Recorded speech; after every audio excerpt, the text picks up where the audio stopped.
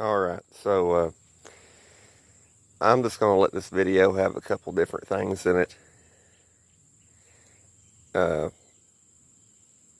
Speedometer issue and all kinds of stuff that I'm going to let it be in this video. So I hope you enjoy this. The other night, I was coming home from Johnson City, and my 67 here got to all nines on the odometer and was going to roll over to 100,000. I started recording it about 2 or 3 miles before that, but it got about halfway turned, and I guess 9 was stuck. I don't know, because honestly it turns pretty hard now. The needle was doing this after it done that, so I didn't want it to break the needle off the speedometer, so I just went ahead and took it off the transmission. Yeah, so I don't have the speedometer now. It ain't really all that important. The 70, this entire time's never had one, but I wanted this one to work, and it did until it broke. So either way, the car at least had one long enough for me to see how many miles per gallon it was getting, and for me to get to see it get to 100,000. So for now I don't have one. I don't know. Anyway, here's that, and we'll be back in a second.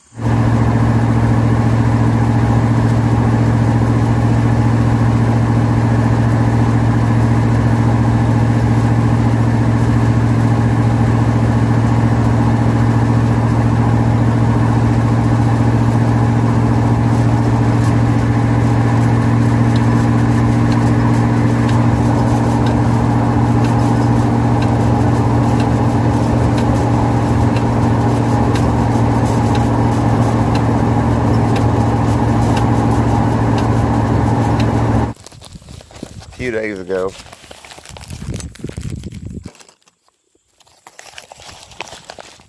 I finally ordered a lock kit for my trunk, and it's also supposed to have a glove box lock in this. I'll open this up and I'll show you. Alright, so here's trunk lock, here's glove box lock, here's 2 pair head keys and 2 normal keys. I really didn't care, except that came with it. I already don't have an original ignition, but I like this so far. So I'm going to put this in.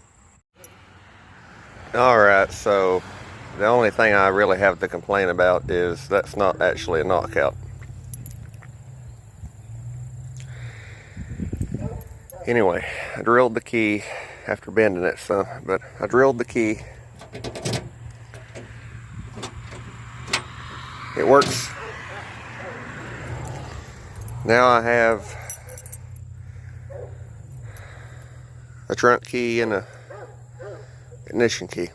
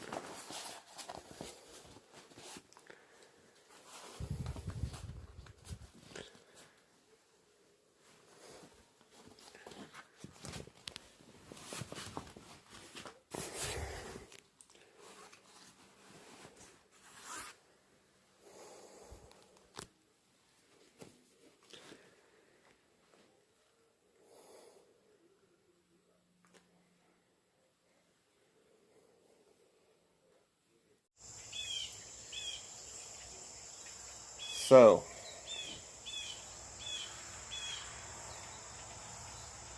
I started making 67 videos back in February of last year, so a little over a year and a half. During that amount of time, I've gained quite a few subscribers and stuff from that car. But I've also gained quite a bit of negativity. I guess that happens. You can't have one without the other.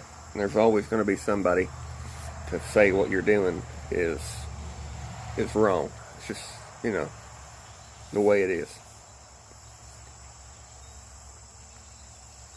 But one thing I wanted to talk about, the only thing I really wanted to talk about, here lately, I've been getting comments telling me on certain videos, bodywork videos mostly, anytime I show anything to do with any kind of bodywork or mechanical stuff or whatever it is, I'm told that I'm ruining whatever it is that I'm working on. The quarters on that car, the doors, whatever. But those comments are pretty uneducated and pretty stupid. Because if it wasn't for me, that car wouldn't be a car. If it wasn't for me, it was just going to end up getting crushed. If it wasn't for me, it wouldn't be getting driven. It ain't like somebody else could have came out here and bought this stuff. It wasn't for sale, really. I made it work. I made a car out of nothing. I actually fixed something that was too far gone 40 years ago. So, you know, you can continue to say that what I'm doing is ruining that car, and you can continue to say that I should stick to my coloring book and crayons, and you can go ahead and do whatever you want to do. But when it comes down to it, it wasn't your choice, it wasn't your car, and it wasn't you doing it, it was me. And honestly, the majority of the people that make those comments probably can't even change their lawnmower's oil, so much less build a car.